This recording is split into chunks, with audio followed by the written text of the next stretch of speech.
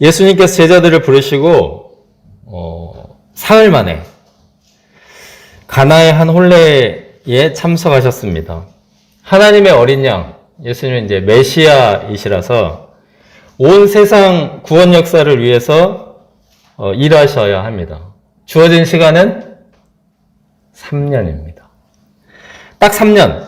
이 3년이면 논문 써서 박사학위 받기에도 빠듯한 시간입니다. 총각을 다투는 건데 예수님은 그 첫 공식 일정으로 혼인잔치에 참석하신 것입니다. 그것도 뭐 왕이나 뭐 귀족의 혼인잔치, 뭐 영향력 있는 그런 것도 아니고 그 멸시를 받던 갈릴리, 이름도 알려지지 않았던 아주 작은 촌마을 가나, 한 어떤 청년들의 결혼식입니다. 이 집이 또 누군지도 몰라. 그러니까 이제 예수님께서 가정을 얼마나 귀하게 여기시는지를 보여주는 겁니다. 첫 공식 일정이다. 그리고 이 가정을 이루는 것은 사사로운 일이 아니라는 사실을 보여줍니다. 예수님이 반드시 가셔야 하는 곳이고 이곳은 하나님의 역사가 일어나는 곳이라는 것이죠. 혼인잔치에 포도주가 떨어졌습니다. 우리에게 이게 무슨 문제인가 싶지만 유대인들이 이 말을 딱 들으면 이야 이거는 너무 큰일 났다. 혼인잔치 끝나기도 전에 가정이 파탄나는 그런 굉장히 위험한 사건이었던 겁니다. 포도주가 떨어지자 예수님의 어머니 마리아가 예수님에게 가서 저들에게 포도주가 없다. 포도주 떨어졌어. 하고 신속하게 알렸습니다. 이상한 일이죠. 포도주가 없으면 포도주 공급업자에게 가야지. 왜 예수님께 이 사실을 알리는 것입니까? 부족한 포도주를 이걸 당장 담글 수도 없고 어디 가서 구할 수도 없기 때문에 하나님의 아들 예수님께 구한 것입니다. 사람이 해결할 수 없는 문제를 만날 때 우리는 하나님께 기도합니다. 이것이 기도입니다. 이것은 그냥 단순히 부족한 포도주를 구하는 기도만은 아니죠. 파탄날 위기에 있는 한 가정의 구원을 간청한 것입니다. 그런데 예수님은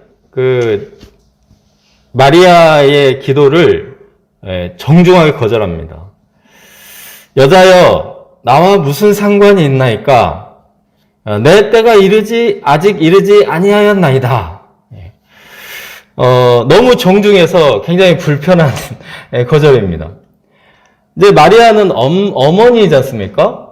내가 배 아파 낳은 아들이 이렇게 거절하는 것이 야속했을 것입니다. 우리가 자녀들에게 심부름 시키는데 안 해! 되게 야속하잖아요. 이거 어떻게 키웠는데? 마리아는 예수님의 거절의 말씀을 제대로 알아들은 것 같습니다. 여자야 나와 무슨 상관이 있나이까? 내 때가 아직 이르지 아니하였나이다. 이 내 때가 아직 이르지 아니하였나이다. 이 말은 사족입니다, 사실은. 나와 무슨 상관이 있나이까? 이 말로 끝이죠. 손님이 잔치집하고 무슨 상관이 있냐고요, 손님은 손님일 뿐. 그러니까 이 내 때가 이르지 않나, 이 사족의 답이 있습니다. 사족 같은 이 말에.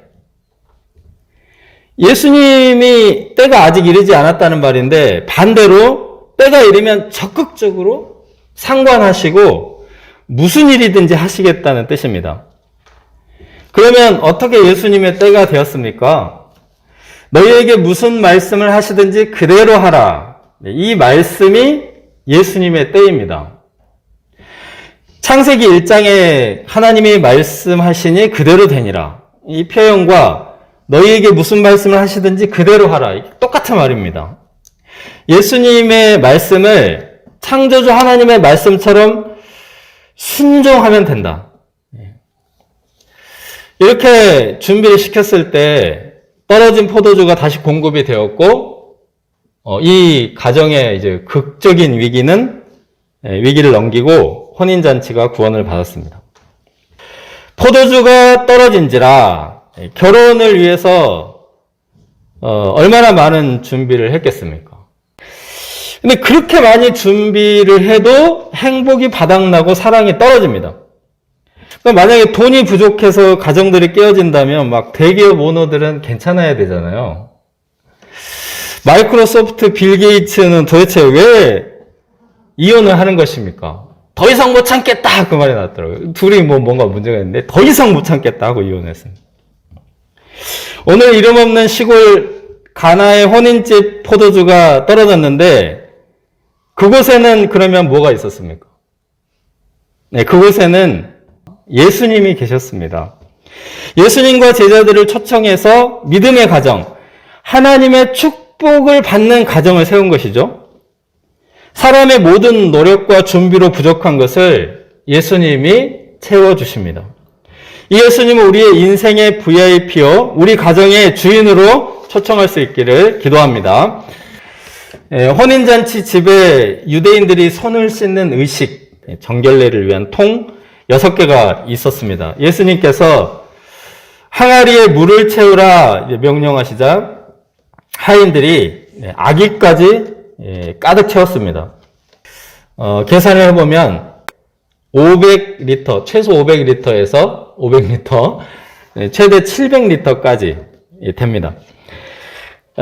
잔치집의 하인들에게 여기다가 물을 채우라고 한 겁니다. 그 하인들이 얼마나 잔치집이 얼마나 바쁩니까?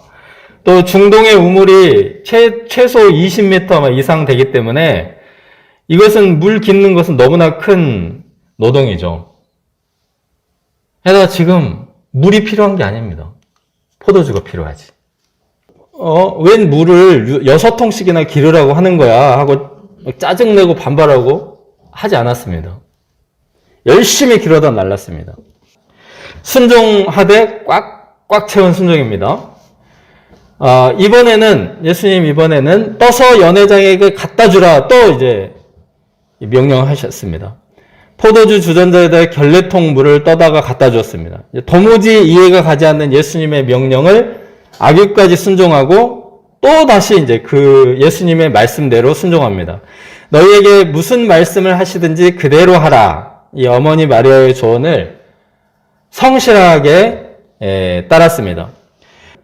아마 이 하인들도 포도주 문제를 어떻게 하든지 해결하고자 하는 열정과 헌신이 있었던 것 같습니다.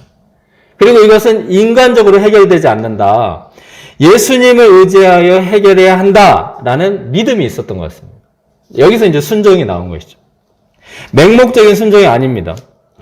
그 결과 어떻게 되었습니까? 9절 10절을 보시면 연회장은 물로 된 포도주를 맛보고 크게 감동합니다. 사람마다 먼저 좋은 포도주를 내고 취한 후에 낮은 것을 내거늘 그대는 지금까지 좋은 포도주를 두었도다. 그 손님들은 좋은 포도주로 끝까지 기쁨이 충만하게 되었고 신랑은 손님 대접 잘했다고 칭찬 세례를 받았습니다. 무엇보다 이 표적으로 물을 포도주로 만드신 예수님의 능력과 영광이 나타났습니다. 이 영광을 보고 예수님을 믿는 제자들의 믿음이 한층 깊이를 더해간 것입니다.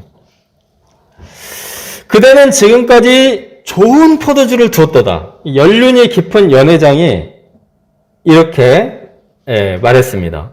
이 가정은 사실 망가지기 직전 위기의 부부였는데 완전히 반전이 되어서 칭찬과 부러움을 사고 있습니다.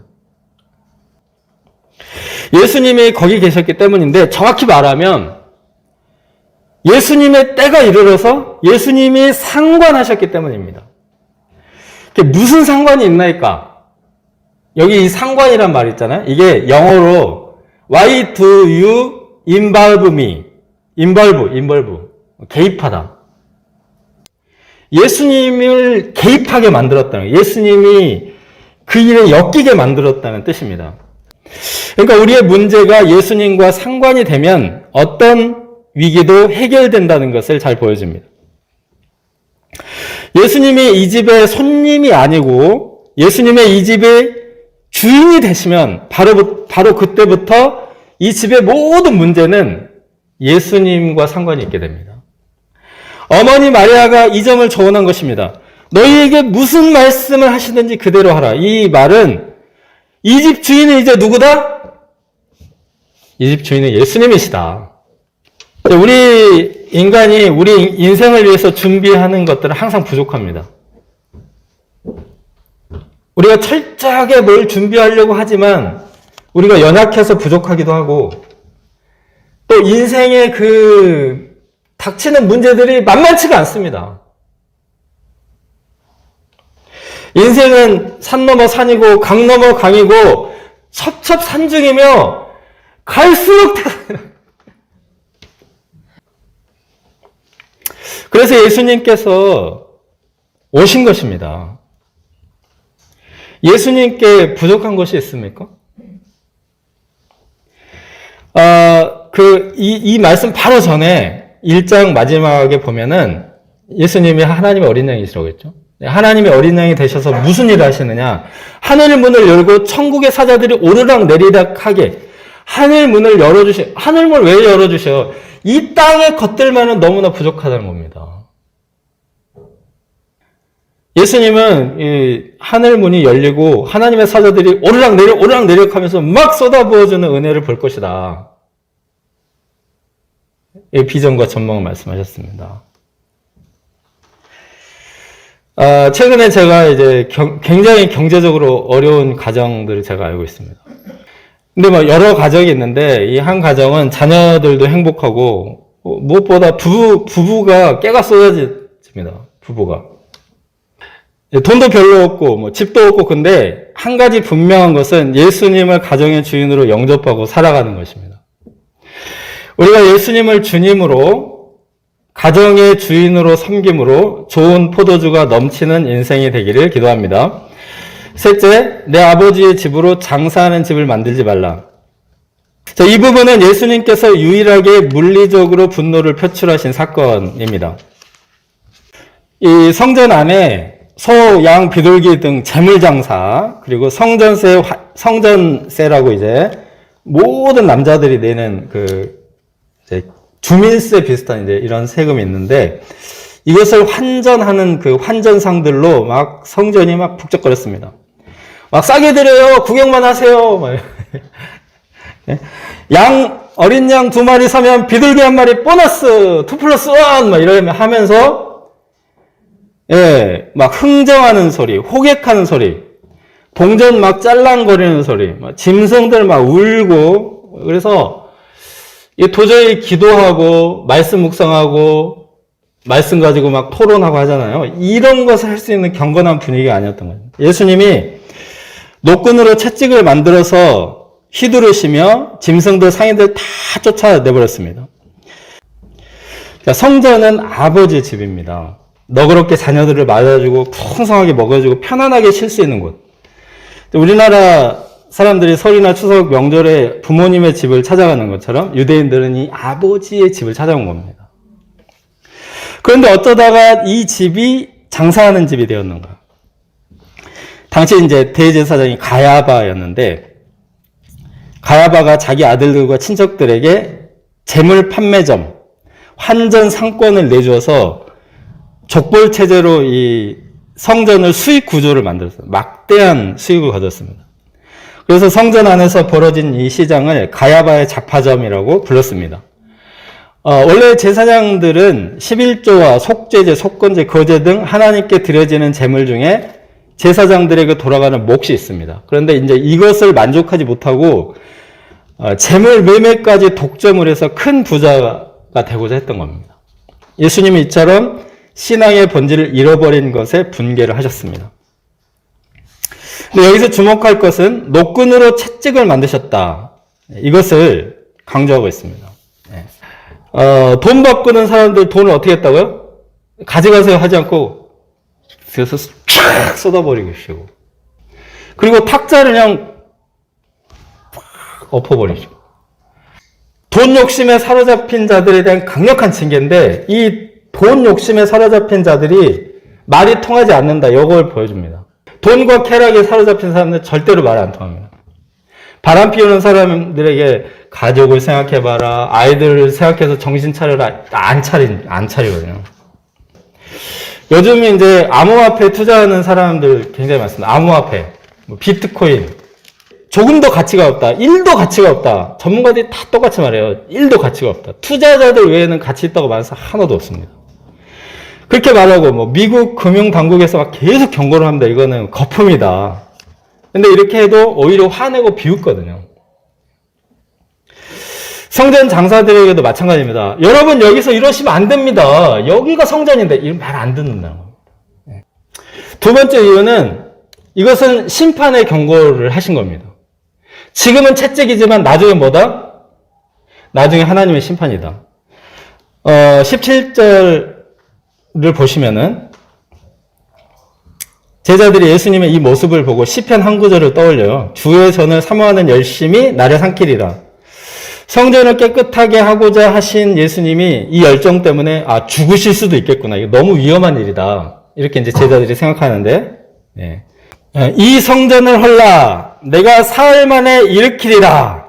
예. 이 말씀은 정말 너무 중요한 말씀이고 사복음서에 뭐 뒤에 또 계속 나오는 말씀입니다. 이 말씀은 부패한 성전 예루살렘 성전 대신에 내가 사흘 만에 일으키라. 예수님이 하나님의 어린 양으로 십자가에 죽으시고 부활하심으로 단번에 영원한 제사를 드린 참 성전이 되신다. 이런 뜻이 담겨 있죠.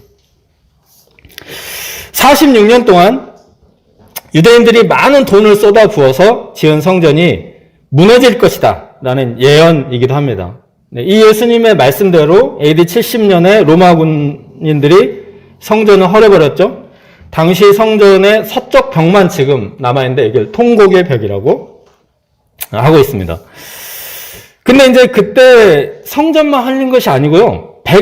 100만 명의 유대인들까지 학살을 당했습니다. 노끈으로 채찍을 만든 건 이거는 그렇게 큰일이 아닌 겁니다. 예수님이 말씀으로만 하시는 분인데 노끈으로 채찍을 만드시고 휘두르고 상을 막 갖다 확 엎어버리고 이거는 앞으로 올 이 엄청난 재앙에 대한 경고입니다. 그러나 이제 그들은 예수님의 경고를 듣지 않고 오히려 예수님의 십자가에 못 박아 죽였습니다. 사복음서의 이제 십자가 사건들을 보면 성전을 헐고 사흘 만에 짓는 자야 이렇게 조롱합니다. 안 받아들였다는 거죠. 오늘 말씀은 가나의 이름 없는 가정의 혼인잔치와 예루살렘의 크고 화려한 성전의 명절 둘 다 이제 잔치 명절 이게 비유입니다.